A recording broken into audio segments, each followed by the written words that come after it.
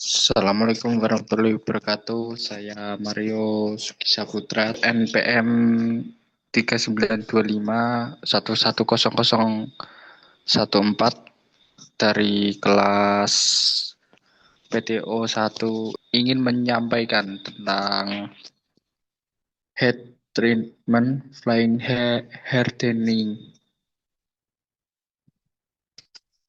Pendahuluan dan juga tujuan pendahuluan apa itu flying hardening, salah satu metode surface hardening. Secara lokal, prinsip adalah memanaskan permukaan logam menggunakan api secara cepat hingga mencapai suhu kritis, lalu segera didinginkan.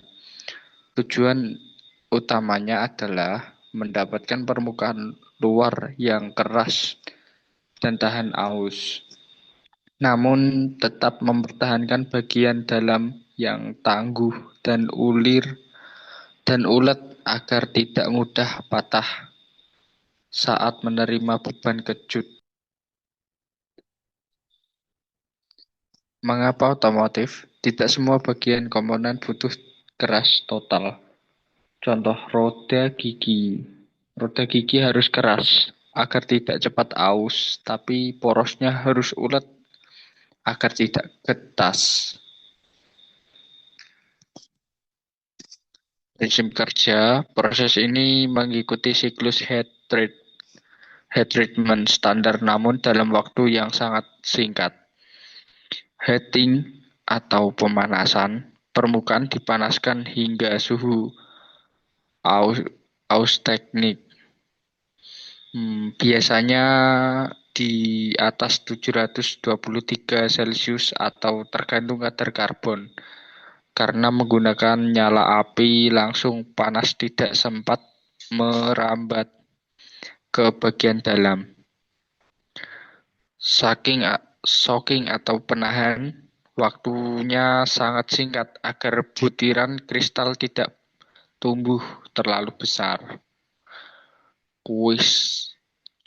Quenching, pendinginan cepat, disemprot air, oli, atau udara bertekanan. Proses ini mengubah struktur aus teknik menjadi martexit atau struktur yang sangat keras. Selanjutnya, parameter penting agar hasilnya maksimal, ada 3 hal yang harus diperhatikan. 1. Kadar karbon. Material harus memiliki karbon yang cukup atau minimal 0,3% sampai 0,5%. Baja karbon rendah tidak bisa dikeraskan dengan metode ini tanpa penambahan karbon tambahan. 2. Jarak torch atau api. Jarak antara ujung pembakaran dengan benda kerja menentukan kedalaman pengerasan atau casing depth. Kecepatan gerak. 3. Kecepatan gerak. Seberapa cepat api merambat? Jika terlalu lambat, bagian dalam ikut panas atau keras seluruhnya. Jika terlalu cepat, permukaan tidak mencapai suhu aus teknik. Metode flame hardening ada 4 teknik utama yang sering digunakan di bengkel. 1. Stationary atau benda dan api diam atau untuk area yang sangat kecil. Progressive atau api bergerak menyapu permukaan benda kerja yang diam. Contohnya Pada rel atau gigi besar spinning, benda harus berputar di bawah api yang diam. Contohnya pada poros. 4. Progressive spinning atau kombinasi keduanya untuk benda silinder panjang atau seperti poros engkol. Kelebihannya, proses cepat dan fleksibel, bisa diterapkan pada area tertentu saja. Biasanya relatif lebih murah dibandingkan induction hardening atau tidak perlu peralatan listrik frekuensi tinggi. 2.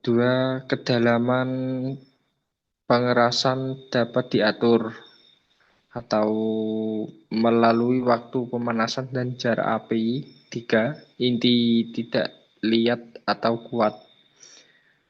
Tahan kejut dan beban dinamis. Cocok untuk komponen besar atau bentuk kompleks atau poros seperti poros eh, roda gigi besar dan rel. Kekurangannya, kontrol suhu kurang presisi dibandingkan induction hardening, resiko distorsi dan retak lebih besar jika pemanasan tidak merata. 2. Kualitas tergantung operator atau skill atau pengalaman sangat menentukan hasil. 3. Oksidasi atau deskarburisasi permukaan bisa terjadi jika kontrol api buruk. Tidak cocok untuk baja karbon rendah atau hasil pengerasannya kurang efektif.